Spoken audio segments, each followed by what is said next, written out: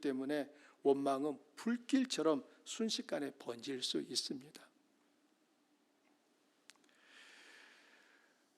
나라 탓, 학교 탓, 부모님 탓, 선생님 탓, 친구 탓, 회사 탓, 조상 탓, 남편 탓, 아내 탓, 자식 탓, 우리는 끊임없이 원망합니다. 이렇게 원망하면 그 순간 내 마음은 조금이나마 편해지기에 끊임없이 원망의 화살을 상대방에게 쏘는 것입니다. 여러분, 지난 한 주간 원망의 화살을 몇 개 정도 쏘신 것 같습니까? 나는 하나도 안 쏘았어. 그런 분 계시면 정말 훌륭하십니다.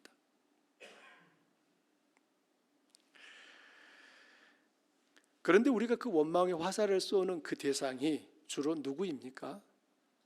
내가 사랑하는 사람들 아닌가요? 우리는 내가 모르는 누군가에게 원망의 화살을 쏘기보다 나와 가까이 있는 누군가에게 원망의 화살을 쏠 때가 더 자주 있습니다. 그들은 모세와 아론을 대신할 지도자를 선택하자고 합니다. 그들은 그들을 이끌고 이집트로 돌아갈 지도자를 원합니다.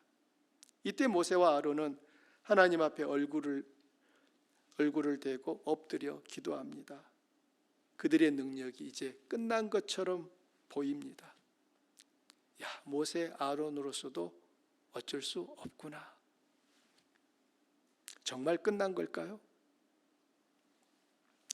모세와 아론은 원망의 순간을 기도의 순간으로 바꿉니다.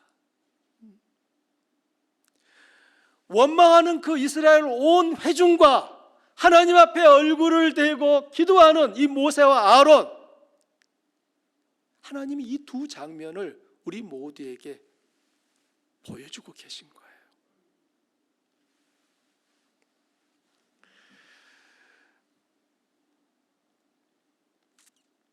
만일 우리가 모세와 아론처럼 원망과 절망의 순간을 기도로 바꿀 수 있다면 우리는 지금보다 더 찬란한 하나님의 영광을 보게 될 것입니다. 우리는 원망은 거침없이 합니다. 그러나 그 원망이 일어나는 순간, 그렇지, 내가 기도해야겠다, 이렇게 마음을 결정짓는 것은 쉬운 일은 아니에요. 우리가 만일 원망이 일어날 때마다 모세와 아론처럼 그것을 기도로 바꾸려면 우리는 매일 하나님을 만나는 시간을 가져야 합니다. 자신의 일상에 하나님을 만나는 시간이 세팅되어 있지 않다면 문제와 어려움을 만났을 때 즉시 기도하기 어렵습니다.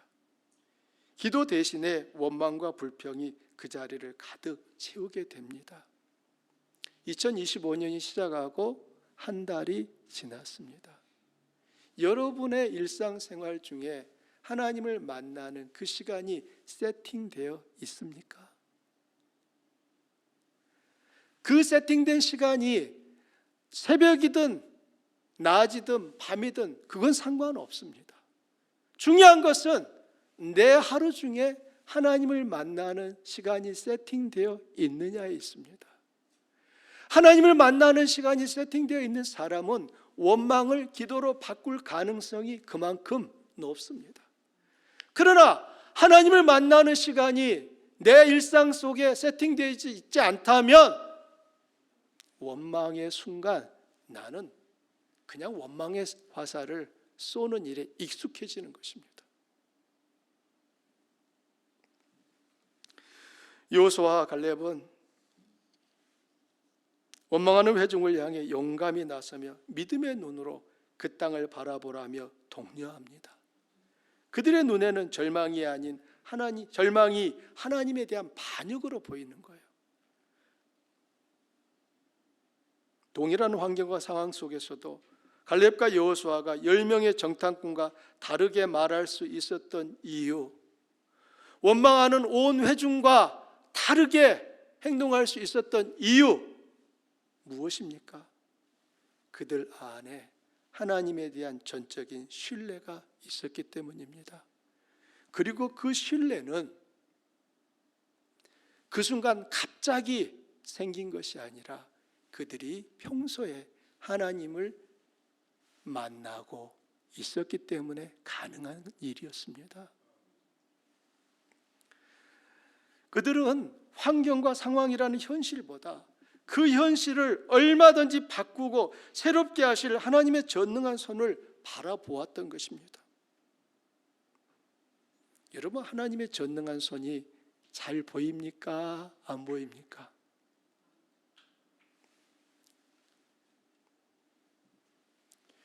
그 전능한 손이 즉시 보이면 우리는 우리 삶에 큰 새로운 변화들을 매일 경험할 것입니다. 그런데 이 희미하게 보이는 전능한 손이 선명하게 보이는 때가 있습니다. 그때는 내가 하나님과 지속적인 만남을 이룰 때입니다. 여러분, 시간이 더 흐르기 전에 2025년 한 해 동안 내 삶이 바뀌고 내 가정이 바뀌고 내 사업장이 바뀌고 내 이웃들의 삶이 바뀌기를 원하신다면 내가 먼저 하나님을 만나는 그 시간을 세팅하셔야 합니다. 나중에 내일 다음 달에 늦습니다. 오늘 예배가 끝나기 전에 여러분 마음속에 그 시간을 결단하셔야 되는 거예요. 아무리 바빠도 내가 다른 일을 못하는 한이 있어도 내가 하나님과 만나겠습니다. 이것이 내 삶 속에 세팅되면 다른 수많은 문제들은 감당할 수 있는 그 힘이 우리 안에 생기게 되어 있습니다.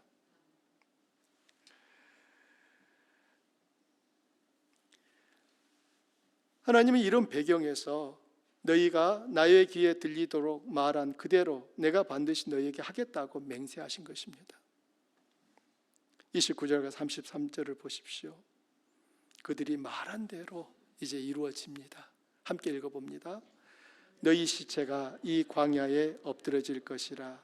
너희 중에서 20세 이상으로서 계수된 자 곧 나를 원망한 자 전부가 여분네의 아들 갈렙과 눈의 아들 여호수아 외에는 내가 맹세하여 너희에게 살게 하리라 한 땅에 결단코 들어가지 못하리라.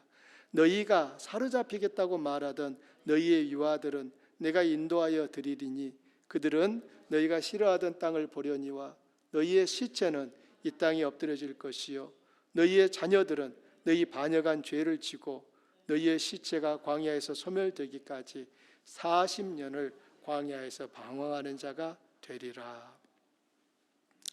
10명의 정탐꾼들은 그들의 말 때문에 자신은 물론 그들이 그토록 사랑하는 자식들에게도 무거운 짐을 안겨주게 되었습니다. 만일 그 사실을 미리 알았더라면 그들은 다르게 말했을 거예요.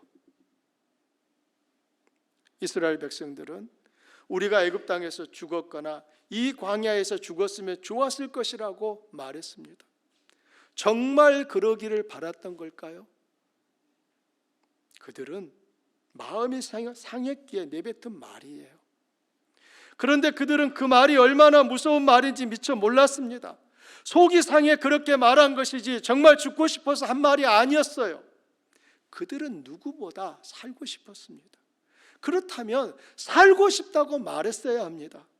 하나님, 살고 싶습니다.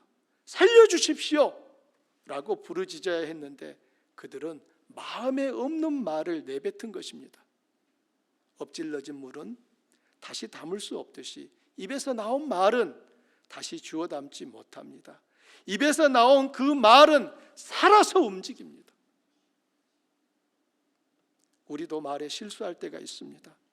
정작 마음의 소원과는 반대로 말합니다. 결혼하고 싶으면서도 결혼 안 하겠다고 합니다. 오래 살고 싶으면서도 빨리 죽었으면 좋겠다고 말합니다. 좋으면서도 싫다고 합니다. 그런데 우리가 한 말들이 어떤 결과를 가져오는지 주목해서 보면 마음에도 없는 말을 하는 것이 얼마나 큰 잘못인지 알게 됩니다. 하나님은 모세와 아론에게 내 삶을 두고 맹세하노라. 너희 말이 내 귀에 들린 대로 내가 너희에게 행하리니 너희 시체가 이 광야에 엎드러질 것이라고 말씀합니다. 결국 이스라엘 회중은 그들이 말한 대로 40년 동안 광야를 헤매다가 광야에서 시체가 되고 말았습니다. 반면에 긍정적인 보고를 한 여호수아와 갈렙은 그들이 말한 대로 가나안 땅에 들어가서 살게 됩니다. 이스라엘 백성들도 10명의 정탐꾼들도 그리고 여호수아와 갈렙도 모두 다 그들이 말한 대로 되었습니다. 우연히 일어난 일일까요? 그렇지 않습니다.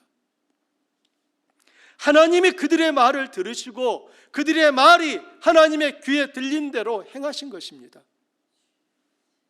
이 사실로부터 하나님은 우리가 하는 말도 들으신다는 것을 알 수 있습니다.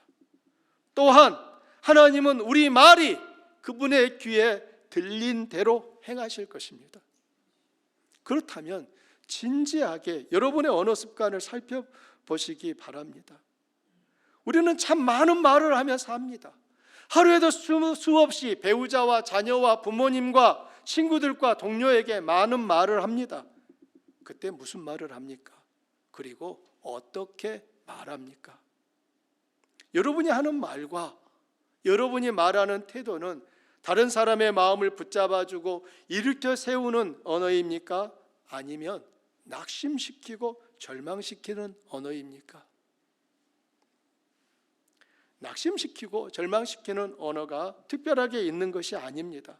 부정적인 말들, 원망하는 말들, 불평하는 말들, 비난하고 험담하는 말들이 모두 낙심의 언어이고 절망의 언어입니다. 우리는 똑같은 사람에 대해서도 칭찬할 수도 있고 비난할 수도 있습니다. 똑같은 환경과 상황에서도 긍정의 말을 할 수도 있고 부정의 말을 할 수도 있습니다. 긍정과 부정, 칭찬과 비난의 말이 둘 다 입술의 열매이지만 그것들은 우리 마음으로부터 시작됩니다. 말은 단순히 입에서 나오는 것이 아니라 마음의 생각이 형태와 모양을 갖추어 입을 통해 나오는 것입니다. 그러므로 그 사람의 말을 들으면 그의 마음이 보이고 그 사람의 말을 들으면 그가 어떤 사람인지 알게 됩니다. 선한 말, 살리는 말을 하려면 먼저 우리 마음이 은혜로 가득 채워져야 합니다. 그러려면 먼저 주님의 말씀을 우리 마음에 채워야 합니다. 주님의 말씀이 내 마음에 있으면 긍정적인 말이 나오지만 주님의 은혜가 고갈되고 말씀이 빗나가면 누구나 부정적인 말을 합니다. 그 사람이 나빠서 부정적인 말을 하는 게 아니라 그의 마음에 은혜가 없기에 부족하기에 그의 입술에 부정적인 말이 나오는 것입니다.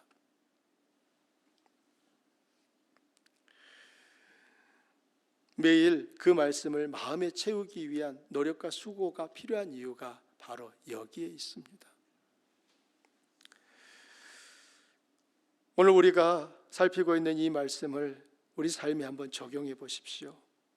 말은 강력한 힘이 있습니다. 야고보 사도는 혀는 곧 불이요 불의의 세계라. 혀는 우리 지체 중에서 온몸을 더럽히고 삶의 수레바퀴를 불사르나니 그 사르는 것이 지옥불에서 나느니라고 말합니다. 말은 마치 불과 같다고 합니다. 불은 추운 겨울을 따뜻하게 지내게도 하지만 집을 몽땅 태울 수도 있습니다. 말이 아직 내 입안에 있을 때는 바꾸거나 보관할 수 있지만 입 밖으로 나온 말은 더 이상 내가 통제할 수 없습니다. 야고보 사도가 하는 말을 여러분 함께 읽어보겠습니다. 우리가 다 실수가 많으니 만일 말에 실수가 없는 자라면 곧 온전한 사람이라 능히 온 몸도 굴레 씌우리라. 말 실수를 줄이려면 말하는 습관을 바꿔야 합니다. 먼저 말을 줄이십시오. 내가 지나치게 말을 많은 것은 아닌지 스스로 살펴보십시오. 되게 말을 많이 하는 분들은 언제나 자기는 말을 조금 한다고 생각합니다. 그리고 항상 옳은 말을 하고 남에게 도움이 되는 말만 한다고 자신합니다. 그러나 말이 많으면 실수할 가능성이 그만큼 커집니다. 하나님이 사람을 만드실 때 입은 하나를 주시고 귀는 2개를 주셨다는 사실을 기억하십시오. 둘째는 긍정적인 말을 사용하십시오. 칭찬을 할 때도 구체적으로 하십시오. 잘했어 라고 말하는 것보다 오늘 발표를 정말 잘했어, 특히 결론 부분이 인상적이었어 라고 구체적으로 칭찬하십시오. 뿐만 아니라 상대방의 입장을 이해하고 공감하는 말을 사용하십시오. 그래, 그렇게 생각할 수도 있었겠네. 저도 비슷한 경험이 있었어요. 이렇게 사람은 자신을 이해하고 공감하는 사람에게 마음의 문을 엽니다. 만일 개선이 필요하다면 비판이 아니라 건설적인 피드백을 주십시오. 여기서 조금만 더 신경 쓰면 더 좋을 것 같아요 라고 말해주는 것입니다. 마치 나는 맞고 너는 틀렸다는 식으로 말하지 마시기 바랍니다. 세 번째는 내 말로 인해 상대방이 상처를 입었다면 용기를 내어 사과하고 내게 상처 준 사람을 용서하십시오. 세상에서 가장 어려운 일 중 빼놓을 수 없는 것은 사과하고 용서하는 것이라고 생각합니다. 왜냐하면 사과와 용서는 우리의 자존심과 직결된 문제이기 때문입니다. 우리는 다른 사람에게 우리의 잘못을 용서해달라고 말하는 것이 불편합니다. 자존심이 상하기 때문이죠. 그래서 용서는 받기도 하기도 어렵습니다. C.S. 루이스는 다음과 같이 말합니다. 모든 사람은 용서가 훌륭한 일이라고 말한다. 실제로 용서해야 할 일이 생기기 전까지는 말이다. 용서할 일이 내일이 되기 전까지는 용서는 당연하고 용서는 마땅한 거야 라고 생각하지만 그 일이 나의 일이 되었을 때는 이 용서만큼 힘든 일이 없다는 의미죠. 사실상 이 세상에는 전적인 가해자 또는 피해자는 존재하지 않습니다. 우리 모두는 누군가에게는 피해자이지만 또 누군가에게는 가해자로 살아갑니다. 다만 우리는 자신이 피해자라는 사실은 또렷하게 알고 있지만 자신이 가해자라는 사실에 대해서는 잊고 삽니다. 피해자인 동시에 가해자인 우리는 누군가를 용서할 뿐 아니라 누군가에게 용서받아야 합니다. 만일 예수님이 십자가에서 우리를 용서해달라고 기도하지 않으셨다면, 그리고 하나님께서 그 기도에 응답하여 우리를 용서해 주시지 않았다면 우리가 어찌 하나님의 은혜의 보좌 앞에 나아갈 수 있을까요? 말씀의 결론입니다. 말의 힘은 강력합니다. 말에는 우리의 생각과 감정이 담겨 있습니다. 말은 치유하고 위로하는 힘이 있습니다. 또한 말은 상대방을 예리한 칼처럼 벨 수도 있고 일어서지 못할 만큼 낙담시키기도 합니다. 우리는 날마다 말하며 삽니다. 말하지 않고 사는 것은 거의 불가능합니다. 그렇다면 우리는 말하는 습관을 바꿔야 합니다. 말이 지닌 그 힘을 정확하게 내 마음속에 기억하며 내 말하는 습관을 바꾸도록 노력하셔야 한다는 것입니다. 우리가 말하는 습관과 태도를 바꿔야 하는 결정적 이유는 하나님이 우리가 하는 말을 들으시고 그 말대로 하실 것이기 때문입니다. 하나님이 들으시고 그대로 하셔도 좋을 말을 하도록 노력하십시오. 만일 하나님께서 듣고 그대로 하시면 안 될 말이라면 도중에라도 입을 닫으셔야 되는 거예요. 말은 곧 우리 자신입니다. 말은 우리 인격을 나타내고 말은 우리 인생의 놀라운 일을 이루어냅니다. CF 캠페인이 우리 모두의 말 습관을 돌아보게 하고 새롭게 하는 기회가 되기를 바랍니다. 말이 바뀌면 먼저는 내가 새로워지고 다음은 나와 함께하는 가족, 친구, 이웃이 새롭게 됩니다.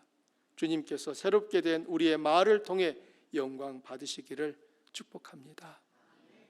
오늘 말씀 생각하면서 함께 기도하겠습니다.